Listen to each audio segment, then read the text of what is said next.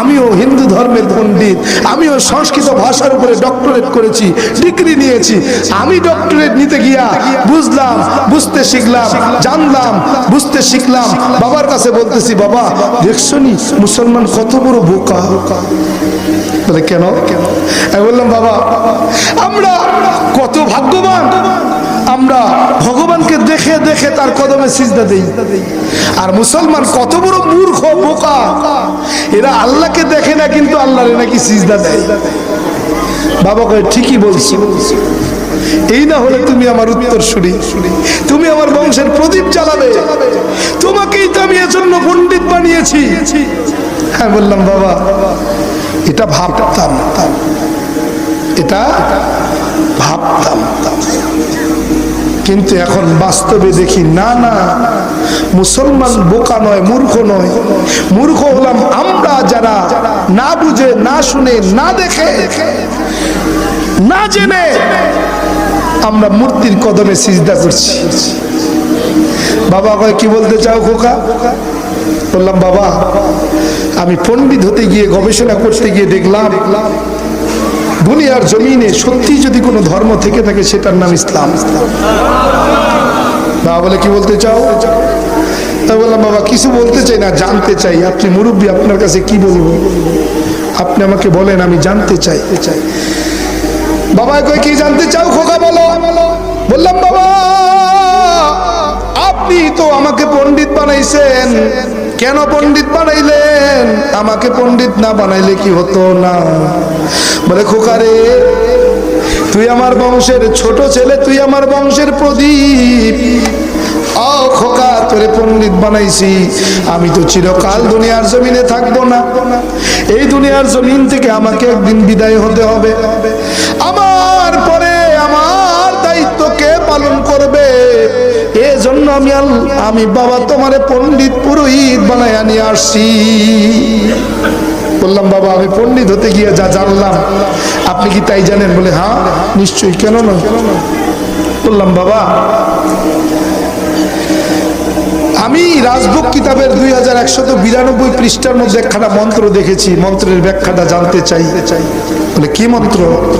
বললাম, বাবা রাজভোগ কিতাবের 2192 পৃষ্ঠার মধ্যে মন্ত্রখানা পড়লাম। মন্ত্রখানা হলো কৃষ্ণং কৃষ্ণং শ্রীনন্দ কেশ সর্বনাম যুগে।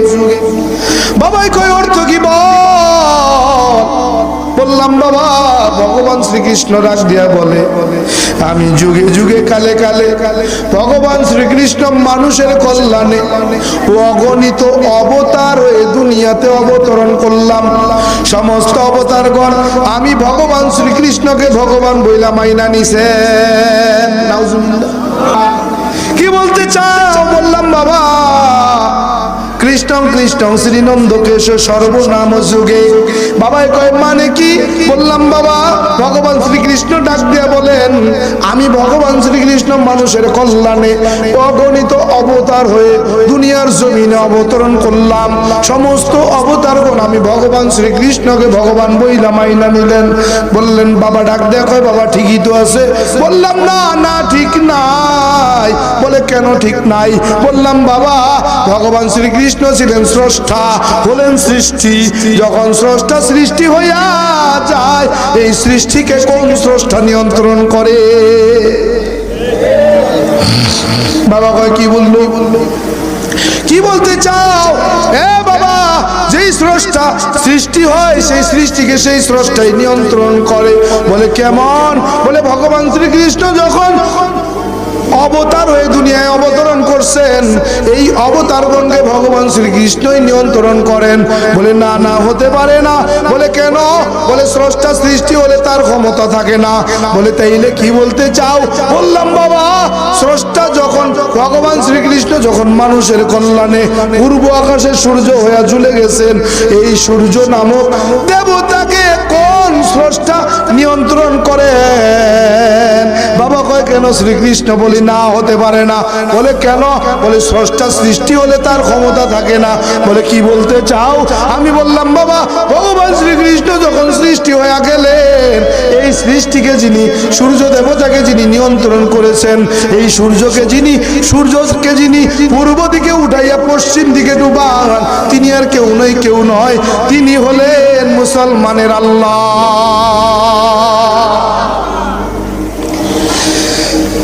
বাবা কি বলতে চাও? বললাম বাবা, ওই সূর্য দেবতাকে মুসলমানদের আল্লাহ নিয়ন্ত্রণ করে। বলে কেমন? বলে বাবা কেন এই কথা বলো? বললাম বাবা, স্রষ্টা সৃষ্টি হয়ে গেলে তার ক্ষমতা থাকে না। বলে বাবা রে, যা তুমি বুঝাইতে চাও তাইলে বোঝো না। বলে কি বুঝাইতে চাই, কি বুঝি না? বলে বাবা, আরে যেই আল্লাহ সেই তো ভগবান। নাউজুবিল্লাহ। বলে যেই আল্লাহ সেই ভগবান। আমি বললাম না, তা হতে পারে না, আল্লাহর ভগবান এক হয় না। বলে কেমন? বলে বাবা, আল্লাহর ভগবান এক না। বলে কেন? বললাম বাবা, ভগবান জায়গা কাল পাত্র ভেবে হয় তার পরিবর্তন। আল্লাহ এমন এক সত্তা, জায়গা কাল পাত্র ভেবে নাই তার কোনো পরিবর্তন। বলে কেমন? বললাম বাবা, ভগবান বাংলাদেশের বাঙালি, বাংলা ভাষায় কথা বলি, মাতৃভাষা বাংলা। আমরা বাংলা ভাষায় যখন ভগবানকে ডাকি, কি বইলা ডাকি? বলে ভগবান। বলে লিখার বেলায় কি লিখি? বলে ভগবান। বললাম বাবা, ইন্ডিয়ার জমিনে যেই হিন্দুরা বসবাস করে, হিন্দি ভাষায় কথা বলে, মাতৃভাষা হিন্দি, ওরা যখন সৃষ্টিকর্তাকে ডাকে কি বইলা ডাকে?